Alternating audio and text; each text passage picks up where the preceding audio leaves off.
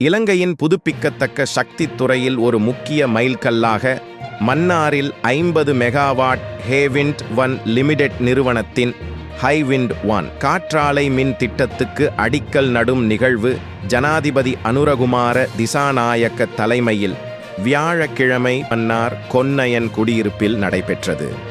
ஹேலிஸ் Ben 10 மற்றும் ஹேலிஸ் the world of ஹேலிஸ் குழுமத்தின் அங்கமான ஹேவிண்ட் 1 limited நிறுவனம் இலங்கை மின்சார சபையுடன் இணைந்து இந்த திட்டத்தை முன்னெடுத்துள்ளது.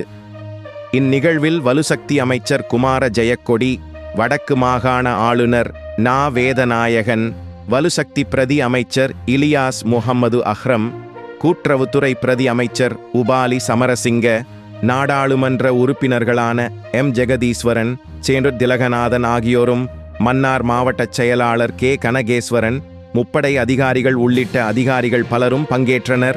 மன்னார் பகுதியில் முன்னெடுக்கப்படும் இந்த 50 மெகாவாட் காற்றாலை மின் திட்டமானது நாட்டின் தேசிய மின் வழங்கலுக்கு தூய எரிசக்தியை சேர்ப்பதோடு சூழலுக்கு உகந்த மின் உற்பத்தியை ஊக்குவிக்கும் ஒரு முன்னோடி திட்டமாக அமையும் என எதிர்பார்க்கப்படுகிறது.